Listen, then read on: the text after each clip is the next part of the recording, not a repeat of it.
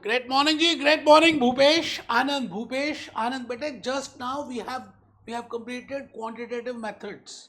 Abhi, I think in the last lecture only I discussed all the readings, all the concepts of quantitative methods, and today आज के इस lecture के through मैं portfolio management part 1 and portfolio management part 2 specifically for CFA USA examination.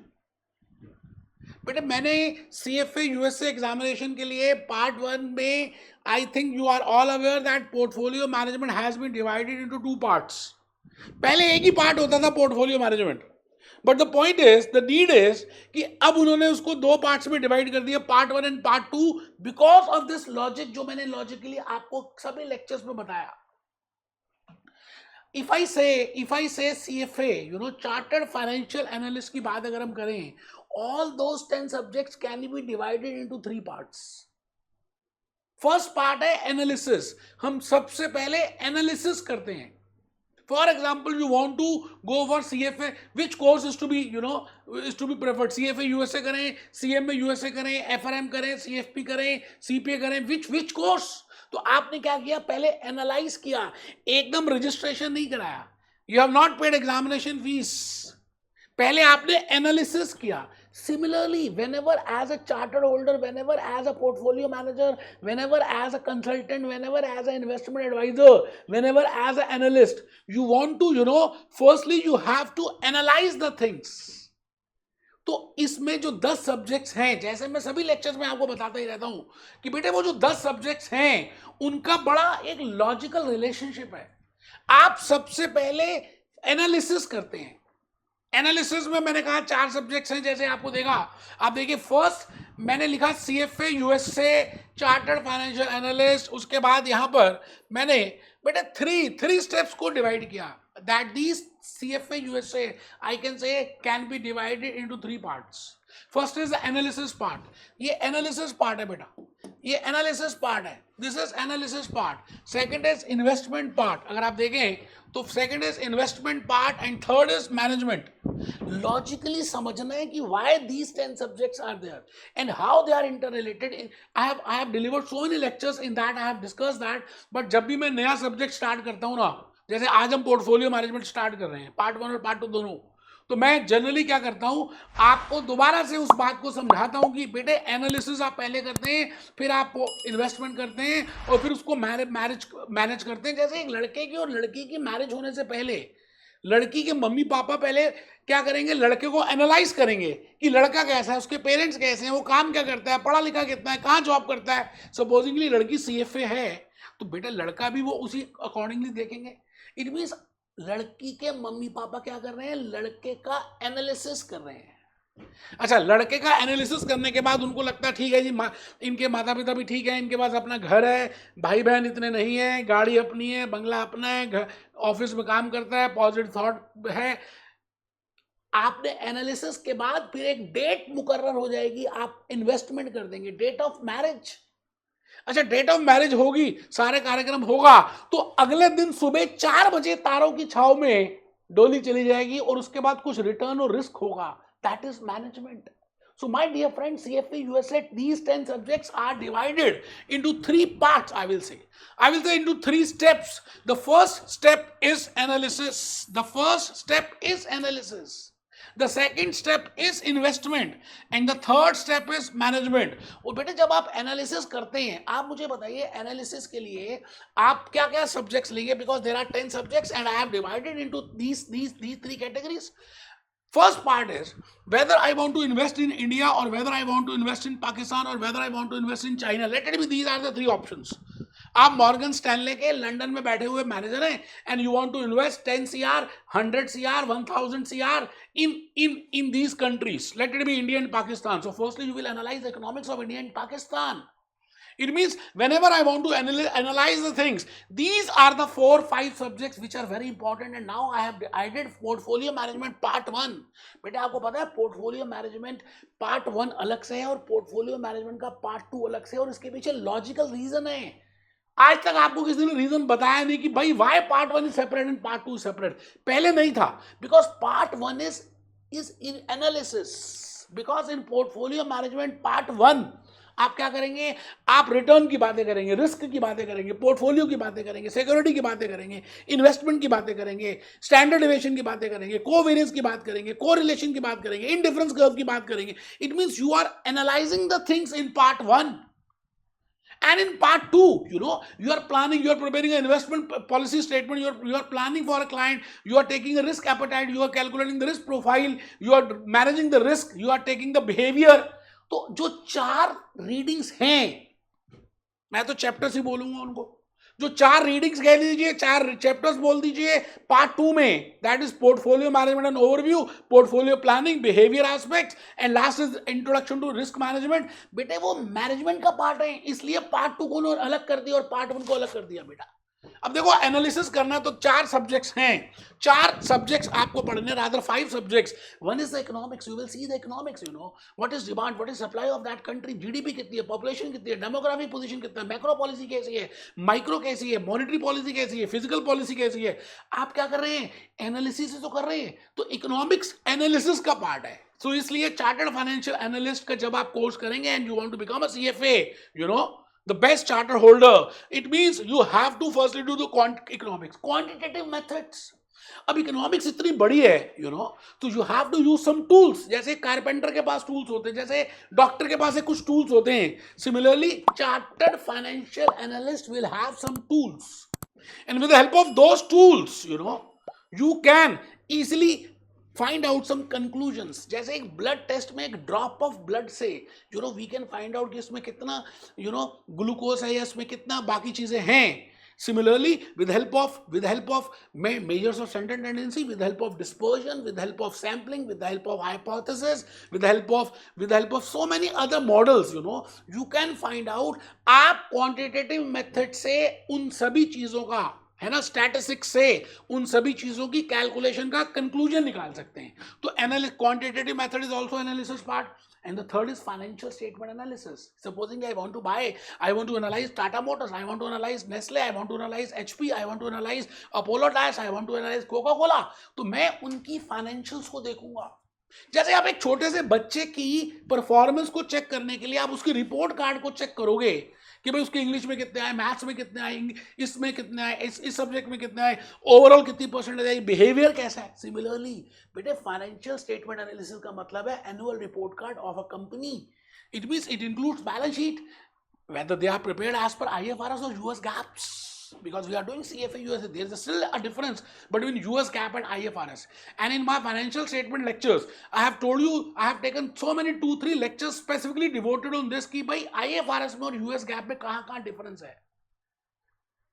तो financial statement में balance sheet देखेंगे, profit and loss देखेंगे, cash flow statement देखेंगे, है ना. उसके बाद you will be seeing statement of equity, you will be watching the opinions, management report and all that blah blah blah blah blah blah blah. It means the first is you will be going for economics, and on the basis of that economics you will be applying some quantitative methods and then analyzing the things, and then financial statement analysis. और बेटे उसके बाद उस corporate entity में आएगी कि अगर वो अंबानी ग्रुप है तो उनका ट्रैक रिकॉर्ड कैसा है, डायरेक्टर्स कैसे हैं, चेयरमैन कैसा है, उनका रिकॉर्ड कैसा है, उनकी बातें कैसी हैं, corporate issuers, whether they have raised the funds through equity or debt. What is the capital employed? How is their capital framed? So that will be covered in corporate issues. पहले हम ये 4 parts ही करते थे बेटे. आपको पता है कि portfolio management now they have divided into 2 parts. One is part 1 and second is part 2. बेटे पार्ट 1 अब इसी में है. मैं पूरा टेक्निकल पार्ट 1 में कराने वाला हूं. मैं आज से पोर्टफोलियो मैनेजमेंट पार्ट 1 का लेक्चर 1 ही ले रहा हूं बेटे, CFA USA का. अभी कुछ बताया नहीं है, अभी रात बाकी है, बात अभी बाकी है, अभी तो जस्ट स्टार्ट किया है, अभी तो स्टार्ट हुआ है बेटे. अच्छा, आप जब पूरा एनालिसिस कर लेते हैं कि ठीक है भाई CFA USA करेंगे, इसके सब्जेक्ट्स अच्छे हैं, इसकी डिमांड अच्छी है, कोविड के बाद बड़ा अच्छा डिमांड आ रहा है, स्टॉक एक्सचेंज एनालिसिस, CMT, ये सब कुछ ऐसे ऐसे ऐसे ऐसे ऐसे ऐसे बेटे आपने एनालिसिस कर लिया. क्या लगता है आप फिर CFA की रजिस्ट्रेशन कराएंगे, भूपेश आनंद के पास पढ़ने के लिए आएंगे? You will be doing investments, because now I have find out that this sector is good. When I से फार्मास्यूटिकल इज बेटर और आईटी, फार्मास्यूटिकल डिसाइड कर लिया, इंडिया डिसाइड कर लिया, इंडिया के बाद मैंने इंडिया में से मैंने इकोनॉमिक एनालिसिस यूज किया, in with in that I will be using then I use quantitative methods, then financial statement analysis, then corporate issuers and then portfolio management. उसके बाद मुझे पता चला कि मुझे इन्वेस्टमेंट करना है, तो मैंने इन्वेस्टमेंट किया। बेटे इक्विटी में इन्वेस्ट कर सकते हैं, फिक्स इनकम में इन्वेस्ट कर सकते हैं, ऑल्टरनेटिव इन्वेस्टमेंट में इन्वेस्ट कर सकते हैं और डेरिवेटिव में इन्वेस्ट कर सकते हैं। आप ऐसे मत पढ़िए कि बस पढ़ लिए 10 सब्जेक्ट्स, मैंने एक स्पेसिफिकली वीडियो प्रिपेयर किया है इसी चीजों को और ज्यादा एक्सप्लेन करने के लिए। आज तो पोर्टफोलियो मैनेजमेंट पार्ट 1 का लेक्चर 1 है, तो मेरे को लगा एक हल्का सा दोबारा से मैं आपको बता दूं। तो बेटे दीज आर द 4 सब्जेक्ट्स। अब आप ये बताइए, जब मैरिज हो जाती है, लड़का और लड़की साथ साथ रहना शुरू करते हैं, तो या तो वो प्यार की बातें करेंगे, लड़ाई करेंगे, कुछ ना कुछ तो होगा। तो उसको मैनेज करने के लिए हम बेटे पोर्टफोलियो मैनेजमेंट का पार्ट 2 करते हैं, दैट इज कंस्ट्रक्ट करते हैं, उसकी प्रोफाइल देखते हैं, उसका रिस्क मैनेज करते हैं। और ये सब कुछ आपको धर्म से करना है, एथिक्स से करना है। तो मैंने यहाँ पे लिखा ethics. So these are the logics of 10 subjects.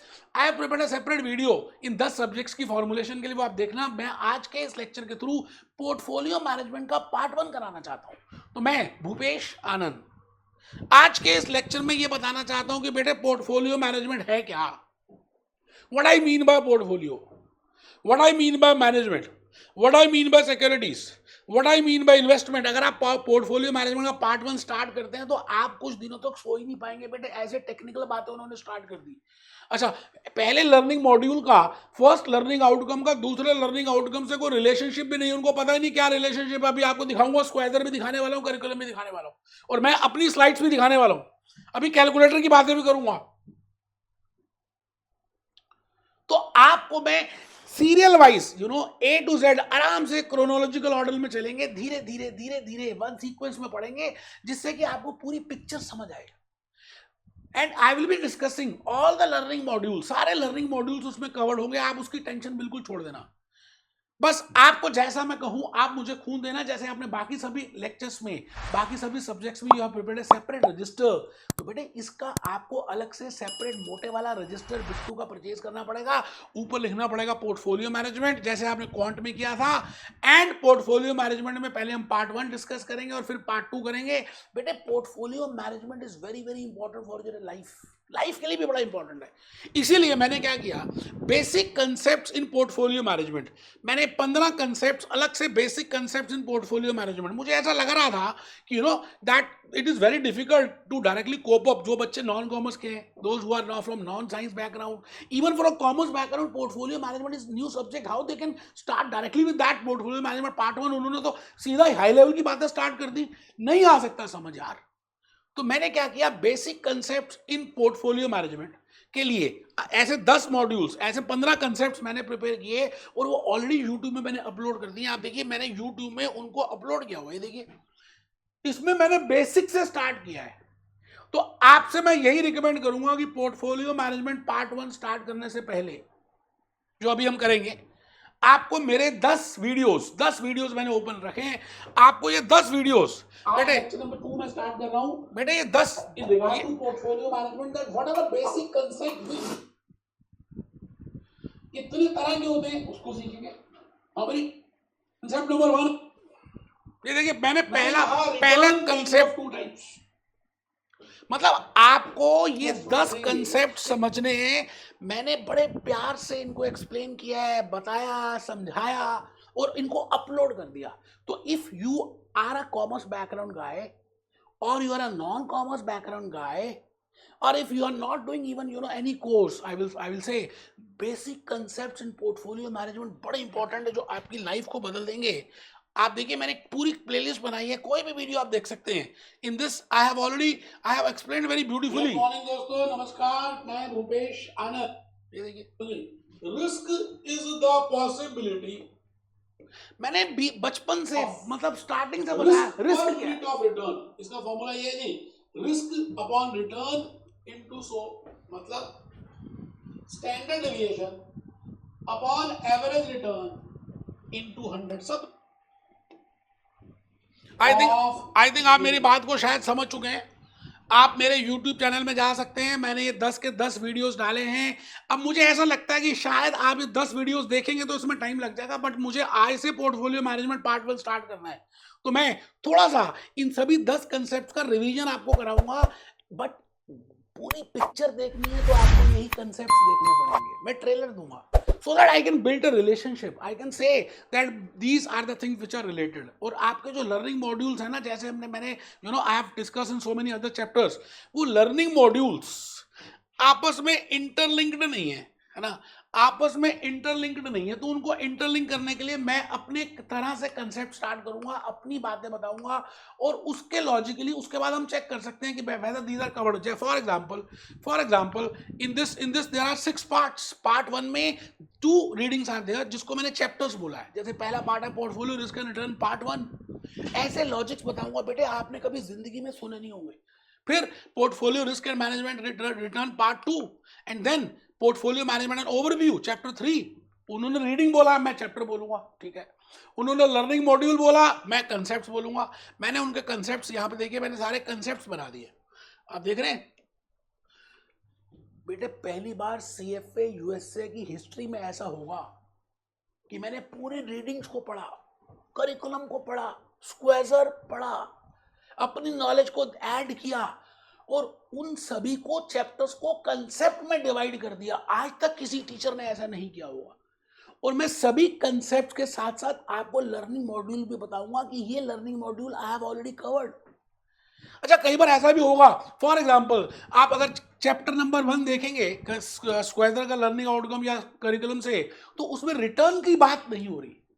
But मुझे ऐसा लगा कि यार जब तक आपको रिटर्न ही नहीं पता होगा, आप कैसे डिटरमाइन करेंगे, how you can find out that this is this. So मैंने उस केस में एक आध कंसेप्ट वो भी ऐड किया जिससे पूरी स्टोरी लाइन बन जाए।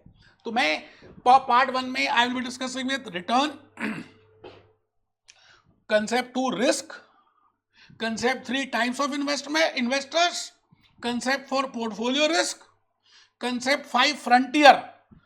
अब इस फ्रंटियर में मैंने बड़े सारे फ्रंटियर्स इंक्लूड किए। Concept 6 optimum portfolio, concept 7 indifference, concept 8। बेटे 8 कंसेप्ट बताए हैं। अगर आप इसका लर्निंग आउटकम्स देखें ना, देखिए लर्निंग आउटकम्स में मुझे लगता है 8 ही हैं। ये देखिए ABC डिस्कस। अब ये लर्निंग आउटकम 3 ये हो गए बेटे, 4 5 6 7। It means generally 7-8 learning outcomes हैं, तो 7-8 कंसेप्ट होंगे। मैंने लेकिन उसको स्टोरी लाइन के साथ पिरोया, आपको लॉजिकली समझ आए, मजा आए। तो मैं चाहता हूं कि नेक्स्ट लेक्चर, आज तो मैं यहीं पे कंक्लूड कर रहा हूं। अच्छा, दूसरी बात और भी मैं बता दूं आपको बेटे, और एक बात बता दूं कि आने वाले लेक्चर्स में मैं भूपेश आनंद, मैं आने वाले लेक्चर्स में मैं बेटे आपको सारा कुछ कैलकुलेटर के थ्रू भी बताऊंगा। अभी मैं आपको कैलकुलेटर ऑन करके दिखा रहा हूं। मैंने पूरा का पूरा यहाँ पर कैलकुलेटर का आपके लिए बनाया है, आपको पूरा कैलकुलेटर मिलेगा। मैं सारी चीज़ें कैलकुलेटर के थ्रू करके दिखाऊंगा। आप देखिए मैंने यहाँ पर, अभी चांस की बात है बेटे, कुछ टेक्निकल होगा, नेक्स्ट लेक्चर में देख लेंगे, कोई बात नहीं। अभी इसमें मतलब आपको पूरा यहाँ पे कैलकुलेटर मिलने वाला है ना। ये देखिए मैंने अपने फ़ोन के साथ अटैच कर दिया है, आपको मिरर से पूरा कैलकुलेटर दिखेगा, और आप उस कैलकुलेटर की हेल्प से मैं एक एक स्टेप को आपके सामने यहाँ पे बताने वाला हूँ। एक एक स्टेप को हम डिस्कस करेंगे, ठीक है जी। तो आइए हम इस ब्यूटीफुल जर्नी में आगे चलें और लाइफ में बड़ी सारी बातों को डिस्कस करें। आपके लिए मैं भूपेश आनंद यहाँ पर आपके लिए यहाँ पर क्या लेकर आने वाला हूँ, अभी आपके लिए बड़ी सारी बातें लेके आऊँगा बेटे। मिलते हैं नेक्स्ट लेक्चर नंबर 2 में। असली पढ़ाई में लेक्चर नंबर 2 में स्टार्ट करूँगा।